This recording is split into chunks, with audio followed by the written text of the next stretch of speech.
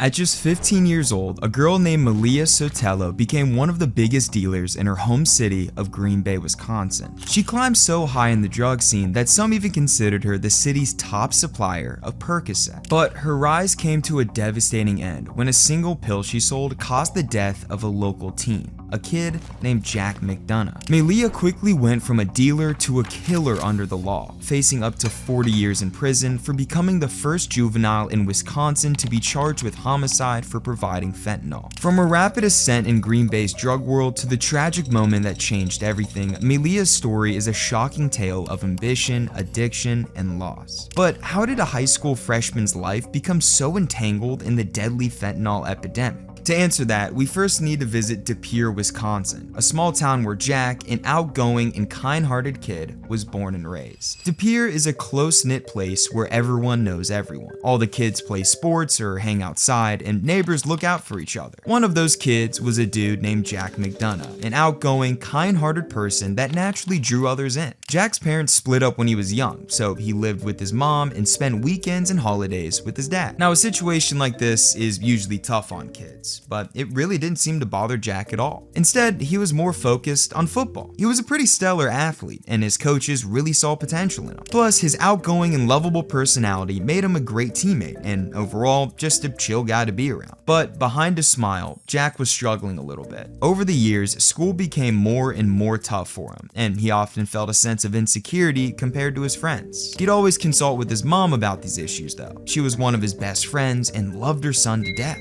Jack's life, although not picture perfect, offered stability. He had a great support system around him, went to a good school, and had hobbies and interests. Maylia, on the other hand, was born into a complete opposite situation. Herself and her 6 other siblings had to live life with a father who wasn't there and a mother who had a crippling opioid addiction. Her mom would have consistent violent outbursts, and when she didn't, she would be completely checked out from parenting, often hallucinating off whatever drugs she took that day. Needless to say, Maylia's mom could barely take care of her and her siblings. Because of their horrible situation, a couple of her older sisters found ways to escape her home just so they wouldn't be around her mom. However, Maylia and her other older sister, Mariana, stuck around to look after their youngest sibling, Maylia Zin, when no one else would. Growing up in a situation like this is criminal, but unfortunately, it was the hand Maylia was dealt, so she had to handle it in the best way that she could.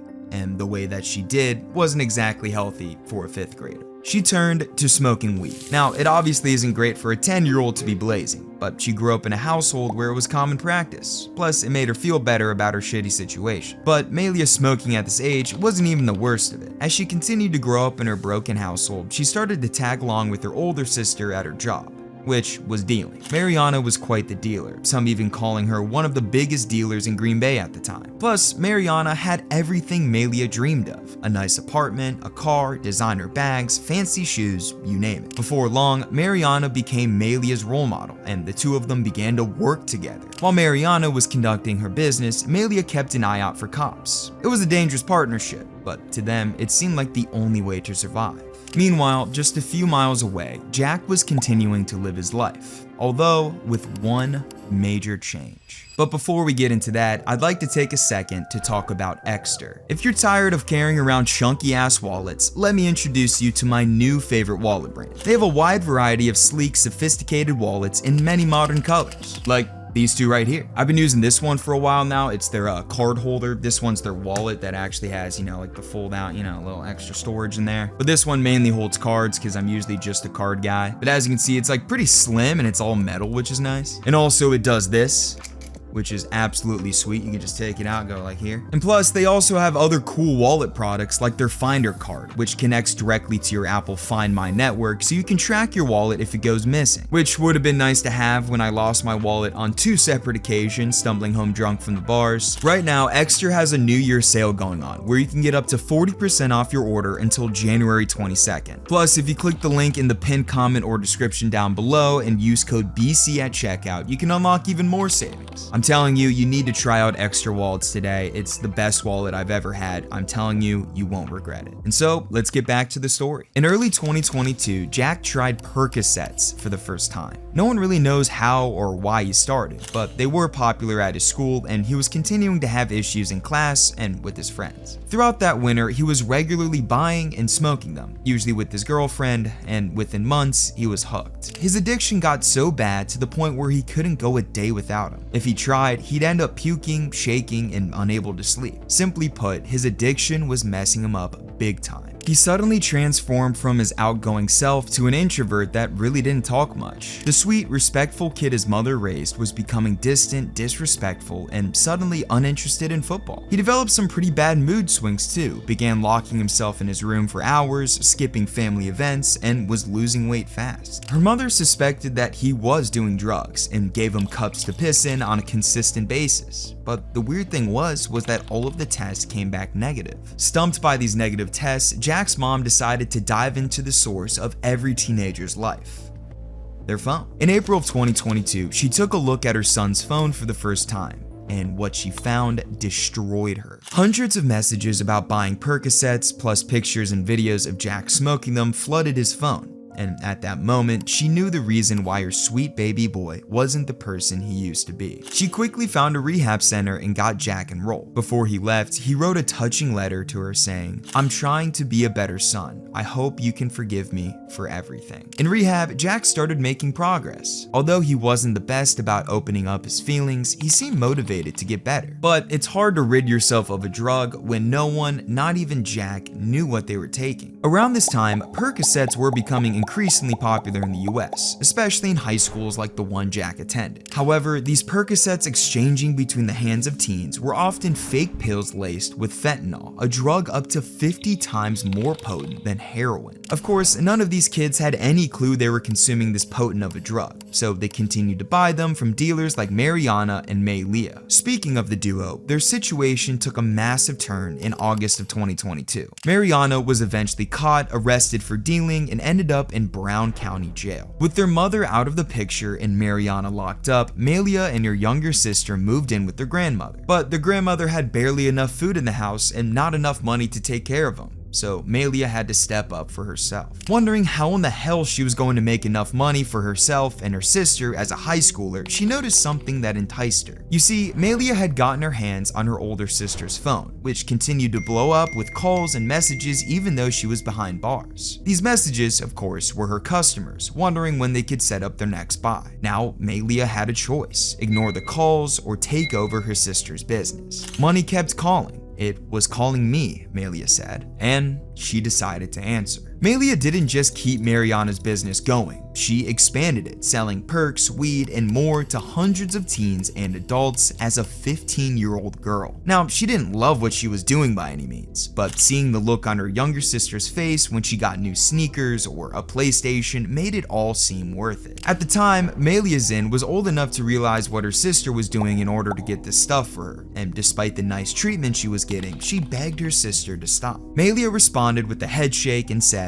"If I don't do this, we'll have nothing." She promised her she'd quit once she saved up $3,000 for a car, but she knew that was a lie. Maylia was already in too deep. She was hooked on the power and respect she was getting in the streets. Her customers started calling her the princess, and she became one of the few girls making a name for herself in the Percocet gang. The more her reputation grew, the more she loved the lifestyle and the attention and money that came with it. But her fame also attracted the cops. One day, Maylia got a message from someone she didn't know asking to buy perks. Despite this message coming from a complete stranger, this was pretty normal to her, so she agreed to meet and sold the person 5 perks. What she didn't realize was that it was a setup. The buyer was working with undercover cops who had been watching her for weeks. The cops recorded the deal, but decided to wait to pursue anything, hoping to gather more evidence to build a stronger case. This happened rather quickly, and 2 days after the undercover deal, with enough evidence, the cops arrested Maylia in a fast food parking lot. And so, her brief and reckless run as a drug dealer was over. But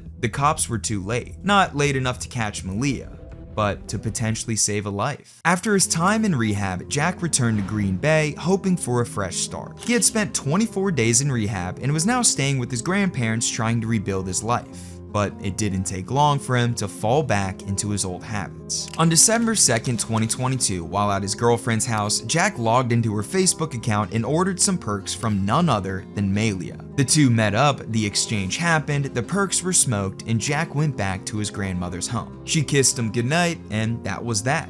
Until the very next day. That December morning, something felt wrong. Jack wasn't up yet, which wasn't like him. His grandparents called his name and knocked on his door, but heard nothing. When they tried to open it and couldn't, panic finally set in. They called the police and officers arrived quickly, but it didn't matter. When they forced the door open, they found Jack lying in his bed, unresponsive. Later, they confirmed what no one wanted to believe.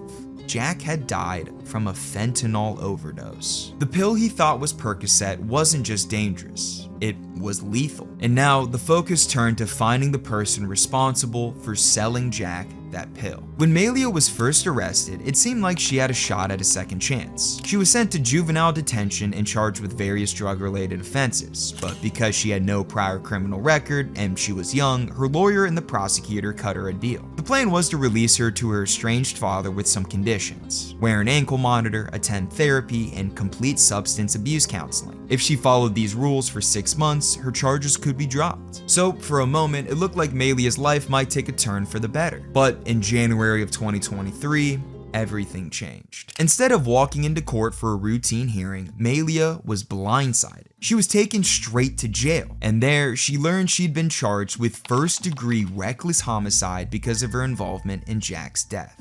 Jack's death made headlines, and suddenly Maylia's case wasn't just about a teenager dealing drugs, it was about making an example. The charges were upgraded, and her case was pushed out of juvenile court and into criminal court, erasing any chance of her getting leniency. But this wasn't just about Maylia, it reflected something much bigger: the justice system's evolving response to the opioid epidemic. Over the past 2 decades, as overdose deaths surged, prosecutors began treating anyone connected to fatal overdoses, dealers and friends alike, as killers. In the eyes of the law, selling a pill that leads to an overdose isn't just reckless, it's homicide. But what happens when the person selling that pill is 15? Well, in Wisconsin and many other states, it doesn't matter. Serious crimes like homicide automatically send teenagers to adult court. It's a system that doesn't make exceptions for age, no matter how young or how complicated the circumstances. But still, despite her now way shittier situation, there was still a sliver of hope for Maylia. Her attorney petitioned to have her case moved back to juvenile court, where the focus is more so on rehabilitation, like counseling, education, and reintegration into society. If the request was granted, Maylia could work toward rebuilding her life. But in February of 2023, the judge denied the request, shutting that all down. The case would stay in adult court, where punishment, not rehabilitation, is the priority. If convicted, Maylia could face up to 40 years in prison. This decision sparked outrage. Critics pointed out the glaring contradiction in how the justice system treats teens and drugs. They asked, how can teenagers be portrayed as clueless victims of the opioid crisis one moment and held fully accountable for its worst consequences the next? Yes, teenagers' brains are still developing. Yes, they often fail to grasp the long-term consequences of their actions. But the law doesn't care. It holds them accountable as if they should have known better. For Maylia, the judge's verdict was yet another failure in a life filled with them. A failure not just of her choices, but of the systems that were supposed to protect her. It raises the question, could Jack's death and the path of Maylia's life have been prevented if someone intervened? Before Jack's death, the police already knew about Maylia's involvement in dealing fentanyl. They had conducted undercover buys, tracked her movements, and kept a close eye on all of her activities. But law enforcement didn't act right away. They chose to wait, believing that they needed more evidence to build a stronger case against her. Arresting her early, they feared, might have led to a quicker release through the juvenile system, allowing her to return to dealing. But if stopping a 15-year-old from selling one of the most potent drugs in the world wasn't a priority, then what was? The truth is, the system didn't just fail Maylia in court, it failed her long before she ever became involved with fentanyl. I mean, Child Protective Services had been involved with Maylia's family more than 20 times over the years, documenting chaos, neglect, and rampant drug use in her household. But time and time again, nothing meaningful was done. When Maylia was just a baby, CPS was alerted after her mom overdosed on cocaine and Adderall while caring for her 7 children. yet no action was taken. At 6 years old, another report came in that there was no food in the house, and the kids were forced to watch their mom use heroin. But once again, CPS closed the case. It wasn't until Maylia was 14, after CPS workers found her mom hallucinating in front of the kids, that they finally removed Maylia and her siblings from the home. But even then, the intervention was superficial. Rather than providing meaningful counseling, therapy, or resources, CPS simply shuffled Maylia and her sister between relatives' homes and offered no real support. And yet, the justice system would later treat Maylia as an adult, fully accountable for her actions and ignoring the years of her being in that household that shaped her life. In the end, Maylia was sentenced to 10 years of initial confinement, followed by 10 years of extended supervision. But that sentence doesn't fix the underlying problem here. It only puts a band-aid on a wound that's been festering for years. For Maylia, her path was set long before Jack's death,